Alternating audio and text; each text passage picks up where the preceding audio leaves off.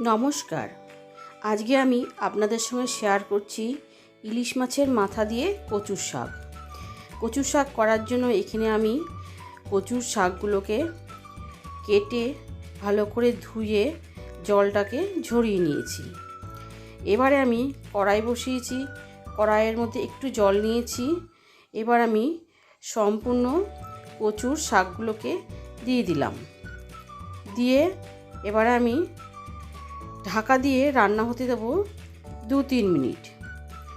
2-3 minute পর ঢাকা খুলে আমি কচুর শাকটাকে একটু নাড়াচাড়া করে নেব। বন্ধুরা, আজকে আমি কচুর শাকটা যেভাবে রান্না করছি আপনারা একবার এভাবে রান্না করে খেয়ে দেখবেন। কচুর শাকের স্বাদ কিন্তু একদম দুর্দান্ত হয়। আমি নাড়াচাড়া করে আবারও ঢাকা দিয়ে রান্না হতে দিয়েছিলাম 5 মিনিট মতন।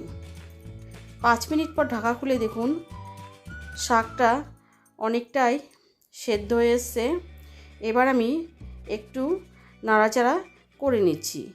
নাড়াচাড়া করে নিয়ে এবার আমি নামিয়ে জলটাকে ঝরিয়ে নেব। রান্না করার জন্য কড়াই বসিয়েছি। কড়াইয়ের মধ্যে দিয়ে দিলাম আমি পরিমাণ মতন সর্ষের তেল। সর্ষের তেলটা গরম হয়ে গেলে নুন হলুদ মাখানো ইলিশ মাছের মাথাগুলোকে আমি দিয়ে দিলাম।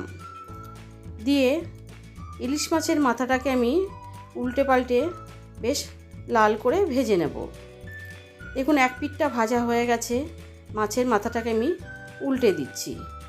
উল্টে দিয়ে আমি ভালোভাবে মাথাটাকে দেখুন ভেজে নিলাম।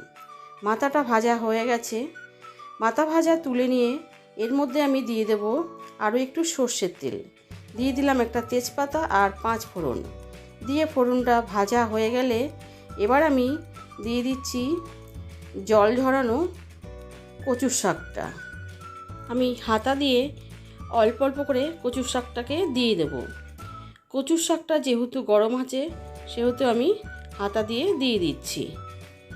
কচুর শাকটা সম্পূর্ণ দেওয়া হয়ে গেলে দিয়ে দেব পরিমাণ মতন হলুদ গুঁড়ো, দিয়ে দেব একটু কাশ্মীর লঙ্কার গুঁড়ো। এবারে আমি দিয়ে দেব কচুর শাকের মধ্যে পরিমাণ মতন নুন দিয়ে এবারে কচুর শাকটাকে আমি রান্না করে নেব হাই ফ্লেমে 2 থেকে 3 মিনিট। আর কচুর শাক কিন্তু এই সময় হাই ফ্লেমেই রান্না করতে হবে। 2-3 মিনিট নাড়াচাড়া করে দিয়ে দিলাম একটা টমেটো আর দিয়ে দিলাম 2টো চেরা কাঁচা লঙ্কা। দিয়ে দিচ্ছি আদা বাটা আর লঙ্কা বাটা, কাঁচা লঙ্কা বাটা। দিয়ে আবারও আমি হাই ফ্লেমে শাকটাকে রান্না করে নেব প্রায় 4-5 মিনিট।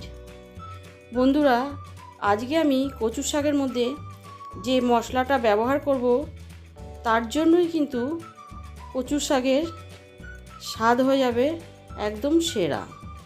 এবার দিয়ে দিলাম আমি 2 চামচ নারকেল কোড়া।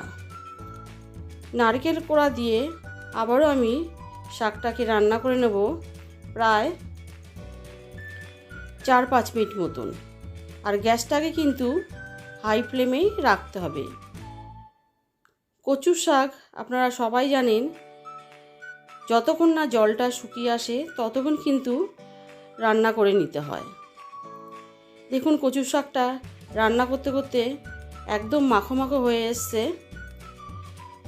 এবার আমি কচু শাকের মধ্যে দিয়ে দেব ভেজে রাখা মাছের মাথা। মাছের মাথা দিয়ে আমি আবারও রান্না করে নেব প্রায় 5 মিনিট মতন, যাতে মাথাটা ভালোভাবে সেদ্ধ হয়ে যায়। 5 মিনিট পর আমি দিয়ে দিচ্ছি দেখুন একটু মিষ্টি আর দিয়ে দেবো আমি এর মধ্যে ভাজা মশলা। ভাজা মশলার মধ্যে আছে জিরে, কালো জিরে আর শুকনো লঙ্কা। শুকনো কলায় ভেজে আমি সেই মশলাটাকে গুঁড়ো করে দিয়ে দিলাম। দিয়ে এবার আমি ভালো করে মশলাটাকে মিশিয়ে নেব। আর শাকটা রান্নাও আমার প্রায় রেডি হয়ে এসছে। শাকের জলটাও পুরো শুকিয়ে গেছে। এবার নামানোর আগে আমি একটু দিয়ে দেবো লেবুর রস। এই লেবুর রসটা দিলে আর গলা ধরার কোনো ভয় থাকবে না। লেবুর রসটা দিয়ে আমি ভালো করে মিশিয়ে নেব। মিশিয়ে নিলেই তৈরি হয়ে যাবে সেরা স্বাদের কচুর শাক। আপনারা একবার বাড়িতে বানিয়ে দেখবেন, এর স্বাদ কিন্তু একদম মুখে লেগে থাকবে।